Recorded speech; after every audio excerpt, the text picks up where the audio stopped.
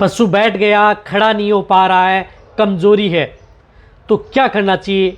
यदि आपके पशु में इस तरह की दिक्कत हो जाती है, जो मैं आपको दिक्कतें बता रहा हूँ, सबसे ज़्यादातर दिक्कत है पशु बैठ जाते हैं, खड़े नहीं हो पाते हैं, खड़े होने में दिक्कत करते हैं, या कमज़ोरी आ गई है, उसकी वजह से यदि आपका पशु बैठ गया है, चाहे आपका पशु प्रेग्नेंट हो, दूध देने वाला हो, या छोटे से लेकर के बड़ा पशु, उन पशुओं में, ऑल एनिमल्स में जो मैं आपको ये इंजेक्शन बताऊंगा, उन 2 इंजेक्शनों का उपयोग आप अपने पशु में ज़रूर करवाना चाहिए। यदि आप वह इंजेक्शन यदि पशु में उपयोग नहीं करवाते हैं, तो आप इस तरह की बीमारी हैं या इस तरह की जो दिक्कतें हैं पशुओं की, आप ठीक नहीं कर सकते।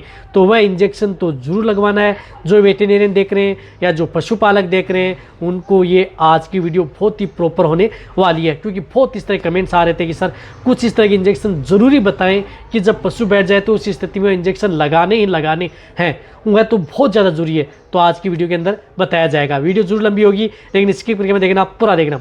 इस चैनल पर अभी नए आए हैं या पहली बार जुड़े हैं तो पहली बार चैनल को सब्सक्राइब कर लें, साथ में बेल आइकन और ऑल वाला ऑप्शन दबाएं। आपको पता है कि इस चैनल पर सही, सटीक और साइंटिफिक मेथड से आपको जानकारी दी जाती है, ताकि आपके पशु में किसी भी तरह की कोई भी दिक्कत आपके पशु में देखने को न मिले, ताकि आपका पशु आसानी से ठीक हो जाए।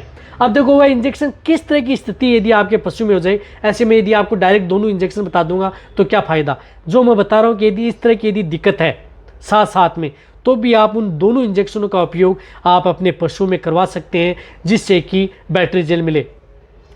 देखो, यदि आपका पशु कमज़ोर हो गया है, यदि आपका पशु धीरे धीरे कमज़ोर होता जा रहा है, जिसकी वजह से कमज़ोरी के कारण यदि पशु बैठ गया है, बैठा बैठा पशु जुगाली भी कर रहा है, खाना भी खा रहा है, लेकिन खड़ा नहीं हो पा रहा है, तो वहाँ पर उन इंजेक्शनों का उपयोग एक रामबाण है। इसी के साथ साथ यदि आपके पशु में कोई इस तरह की बीमारियाँ हुई, जिस प्रकार से किसी तरह की बीमारियों से यदि आपका पशु ग्रसित हुआ, कोई भी बीमारी जिस प्रकार से FMD, lumpy skin, bacterial, viral, other कोई इन्फेक्टेड यदि आपका पशु हुआ, जिसकी वजह से आपके पशु में इस तरह का ट्रीटमेंट किया गया, जिसकी वजह से पशु कमज़ोर भी हो गया और दूध देने वाले पशुओं में दूध की मात्रा डाउन हो गई, तो वहाँ पर आप उन इंजेक्शनों का उपयोग करके कमज़ोरी दूर करके दूध की मात्रा को बढ़ाया जा सकता है।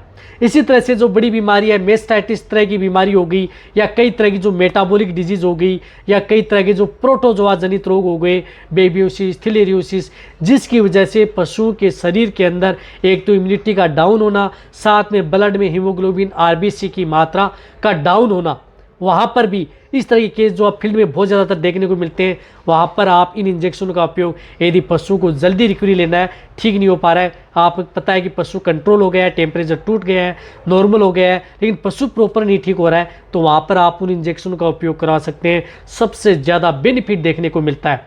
इसी के साथ साथ यदि आपका पशु ब्याने से पहले बैठ गया, कई बार पशु ज़्यादा दूध देने वाली गाय भैंस हैं या शरीर से बहुत ज़्यादा वजनदारी हैं, वह बैठ गई, खड़ी नहीं हो पा रही हैं, तो वहाँ पर आप इसका उपयोग कर सकते हैं। या ब्याने के बाद में यदि पशु में बैठ गया, यानी जैसे यदि आपके पशु की डिलीवरी हुई, उसके बाद में पशु बैठ गया, खड़ा नहीं हो पा रहा है, तो वहाँ पर आप उपयोग कर सकते हैं। या कई दिनों से यदि आपका पशु बैठा है, खड़ा नहीं हो पा रहा है कई दिनों से, तो उस स्थिति में आप उपयोग कर सकते हैं। इसी के साथ साथ यदि आपके पशु में लेमनेस की शिकायत थी, यानी लंगड़ा करके चल रहा है, या न्यूरो से संबंधित कोई बीमारी थी, यानी नर्वाइकल डिजीज़। नर्वाइकल डिजीज़ में क्या होता है कि पशु का कोई शरीर का भाग है वह काम नहीं कर रहा है, तो उस स्थिति में यदि पशु की दिक्कतें हो गई हैं, तो वहाँ पर भी आप उन इंजेक्शनों का उपयोग पशु में करवा सकते हैं। सबसे ज़्यादा बेनिफिट पशु में देखने को मिलता है। इसी तरह से पशु का जिनका बॉडी वेट कम है, वज़न लेना चाहते हैं, तो वज़न बढ़ाने के तौर पर भी आप उन इंजेक्शनों का उपयोग पशु में करा सकते हैं, जो कि सबसे ज़्यादा अच्छा रिजल्ट पशु में देता है। तो देखो, कौन सा इंजेक्शन आता है। सबसे पहले मैं उस इंजेक्शन के बारे में बता रहा हूँ कि वह इंजेक्शन कौन सा आता है, इसकी कितनी डोज देनी चाहिए। सबसे पहले जो इंजेक्शन है वह इंजेक्शन है जिस प्रकार से बोविबेस्ट H इंजेक्शन। बोविबेस्ट H इंजेक्शन जिसके अंदर iodised vitamin A, D3, E and biotin injection आता है, जो कि कई तरह के रोगों से कंट्रोल करता है, यानी कई तरह की जो बीमारियां हैं आपके पशु में कंट्रोल करने का काम करता है, जो कि इस तरह का ये इंजेक्शन आता है। जिस तरह से 5 ml और 10 ml की वाइल में उपलब्ध होता है, तो उस स्थिति में आपको इस तरह के इंजेक्शन का उपयोग करके आप कई तरह की जो मेटाबॉलिक डिजीज़, किसी भी तरह की metabolic disease, ketosis, milk fever, pica, downers cow syndrome, other कोई डिजीज़ है, या आपके पशु में कहीं चोट आ गई, गिर गया, उसकी वजह से पशु बैठ गया, खड़ा नहीं हो पा रहा है, तो भी आप इस इंजेक्शन का उपयोग कर सकते हैं। ये बोई बेस्ट एच इंजेक्शन आता है, उस इंजेक्शन का उपयोग आप अपने पशु में ज़रूर करवाना चाहिए। ये 5 ml इंट्रामस्कुलर आपको इस तरह के केस में पशुओं में ज़रूर उपयोग करना है। देखो ये इंजेक्शन इस तरह के केस में 5 ml इंट्रामस्कुलर, लेकिन इसको रिपीट कब करना है? इसको रिपीट ऐसे नहीं है कि आपको इस तरह से, यदि आपका पशु कमज़ोर है, बहुत ज़्यादा ज़मीन पर गिर गया, खड़ा नहीं हो पा रहा है, तो इसकी डोज क्या होता है कि जैसे आपने आज लगा दी, एक आपने डोज आप इसकी क्या करते हैं कि 3 दिन बाद में लगा दी। इस तरह से आपको 10 दिन के भीतर आप ये 3 इंजेक्शन लगा सकते हैं। लेकिन किस तरह के केस में? जब यदि आपका पशु बहुत ही ज़्यादा क्रिटिकल स्टेज में है तब।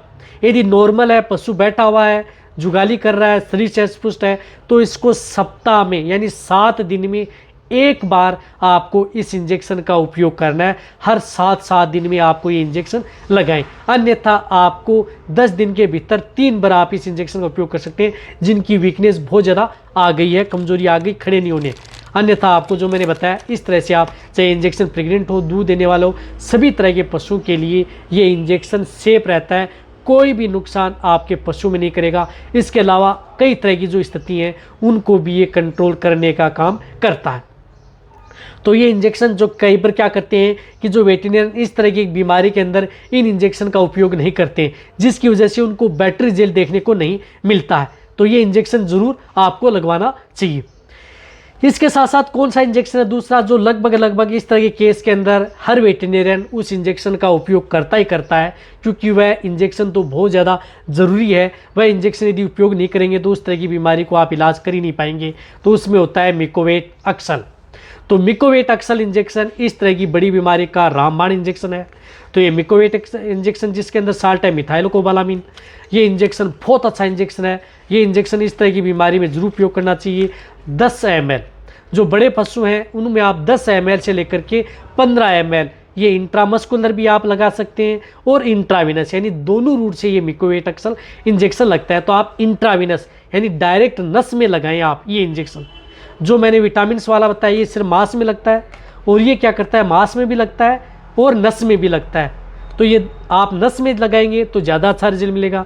तो ये इंजेक्शन लगातार पशुओं को 5 दिन, 6 दिन, 7 दिन कंटिन्यूटी आपको लगाना है। ये इंजेक्शन तो जब तक यदि पशु खड़ा नहीं हो पाता है तब तक आप इस इंजेक्शन का उपयोग कर सकते हैं। ये किसी भी तरह का कोई नुकसान नहीं करता है। और अदर यदि आप सपोर्ट थेरेपी के तौर पर जो ट्रीटमेंट कर रहे हैं, जैसे ड्रिप लगा रहे हैं, रिंटोज, इंटालाइट या अदर दे रहे हैं, वह तो आपको उपयोग करनी है। उनके साथ आप मिक्स करके भी आप इस इंजेक्शन का उपयोग कर सकते हैं। अन्यथा यदि आपके पशु में जो छोटे काप हैं और हैं, छोटे पशु हैं, तो उनमें आप 2 से 5 ml उपयोग कर सकते हैं। मीडियम में आप 7 से 8 ml, जो बड़े पशु मैंने बताया 10 से 15 ml। ये सभी तरह के पशुओं के लिए दोनों इंजेक्शन सेफ रहते हैं, कोई भी नुकसान आपके पशु में नहीं करते हैं। लेकिन दोनों इंजेक्शन का उपयोग यदि आप साथ में इस तरह की बीमारी में कराते हैं तो आपके पशु में सबसे अच्छा रिजल्ट देखने को मिलता है। जो मैं आपको बीमारियां बताई, चाहे आपकी गाय, भैंस, भेड़, बकरी, कटियाई, पर सभी में आप इस इंजेक्शन का उपयोग करवा सकते हैं अपने वेटरनरियन से। तो ये वीडियो जितना हो सकता है पशुपालन वेटरनरी के साथ शेयर करें। इसी तरह की नॉलेज वीडियो आपको इस चैनल पर ऐसे ही मिलते रहेंगे। इसी तरह से वीडियो देखते रहें। थैंक्स, धन्यवाद।